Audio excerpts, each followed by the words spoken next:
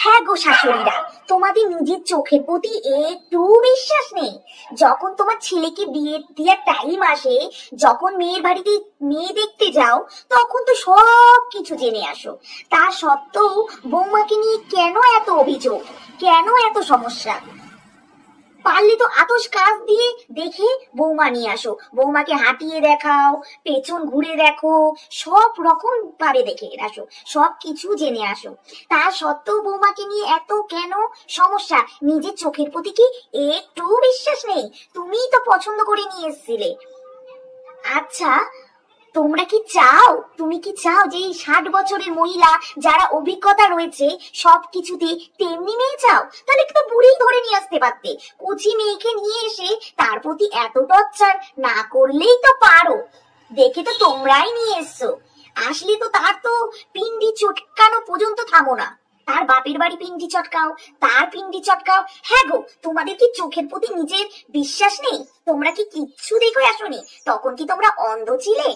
তখন তো মিষ্টি মিষ্টি কথা বলতে যে আমি তো বৌমা নিয়ে যাচ্ছি না, আমি নিয়ে যাচ্ছি আমার ঘরের লক্ষ্মীকে, ওকে কিচ্ছু করাবো না। সব ভুলে যাও না? ভোলার রোগ আছে বলতে পারো? কি সমস্যা বলতে পারো? বৌমা যেই বিয়ে করে ঘরের মধ্যে ঢুকলো, ছড়ি ঘোরাতে শুরু করতে হবে। শাশুড়ির আমি শাশুড়ি, সেটা বৌমাকে দেখাতে হবে। বৌমা, কচি বৌমা নিয়ে এসো, পরিষ্কার দেখতে, লম্বা চাই, শিক্ষিত চাই, সব চাই। সে তার বাপের বাড়ির মতন রান্না জানে, কিন্তু না, হবে না, তোমাদের মতন রান্না জানতে হবে। হ্যাঁ গো, বিয়ের আগে কি তোমাদের বাড়ির আদব কায়দা সে জেনে এসেছিল? সে এসে তোমাদের মতন তৈরি করে নাও। কেন তার বাপের বাড়ি পিন্ডি চটকাও? কেনই বা তাকে পিন্ডি চটকাও? কি সমস্যা বলতে পারো? এতই যদি সমস্যা হয়, ছেলেকে ঘরে রেখে দাও, নিজের আঁচলে বেঁধে রেখে দাও, সব ফিটফাট পারফেক্ট দরকার। আমার বাবু পায়েস এইভাবে খায়, আমার বাবু মাছ বেঁচে খেতে পারে না, আমার বাবু ঝাল কম খায়, আমার বাবু কষা কষা খায়।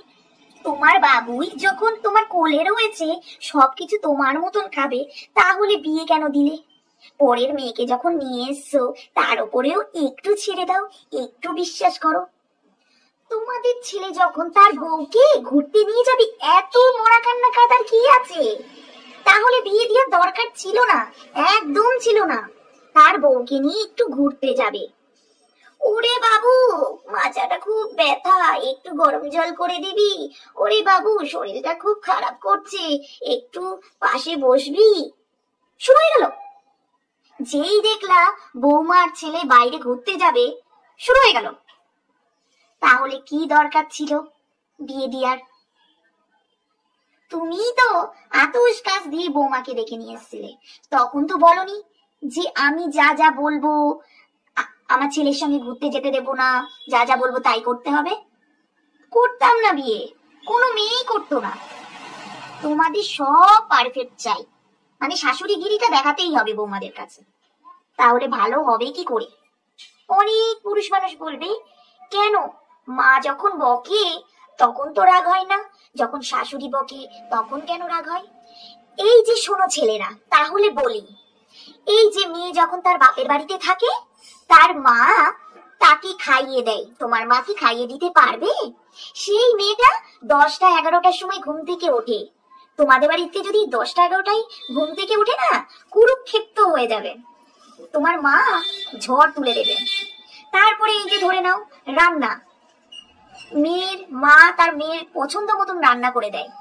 আচ্ছা, পছন্দ তো তা বাদ দাও, তোমার মা কি তার বৌমাকে রান্না করে খাওয়াতে পারবে? তখন তো হয়ে যাবে মুখ ভার 5 কেজি। তারপরে এই যে ধরে নাও মেয়েটা তার জামা কাপড় সব যাবতীয় কিছু তার মা কাছে, আচ্ছা তোমার মা কি কেচে দিতে পারবে? এই যে মেয়েটা কোনো কিছুতে যদি অসুবিধা হয়, মাকে ঝাপট দেয়, তোমার মা কি ঝাপট শুনতে পারবে? পারবে না তো। তাহলে বলার আগে 5বার ভাববে, 5বার ভাববে। যখন একটা মেয়ে তার বাপের বাড়িতে থাকে না, একটা ছেলের মতন করেই থাকে। তোমরা যেমনি তোমার বাপের বাড়িতে নিজের খেয়াল খুশির মতন থাকো, তেমনি একটা মেয়েও তার বাপের বাড়িতে থাকে। তার জন্য সেটা হলো তার মা। মার ডাকটা না ভেতর থেকে আসে, এই যে তোমরা বলো না যে যেই দিন তোমরা শাশুড়িকে নিজের মা বলে মনে করবে সেই দিন শাশুড়ি বৌমার লড়াইটা থাকবে না। তাহলে তোমার মা শাশুড়িরা যদি এই ইয়েগুলো মানতে পারে, মেয়ের মা যা যা করে মেয়ের জন্য সেইগুলো যদি শাশুড়ির বৌমার জন্য করতে পারে, তাহলে আমরাও রাজি মা বলে ডাকতে, মা বলে মানতে। উত্তর পেয়ে গেছো?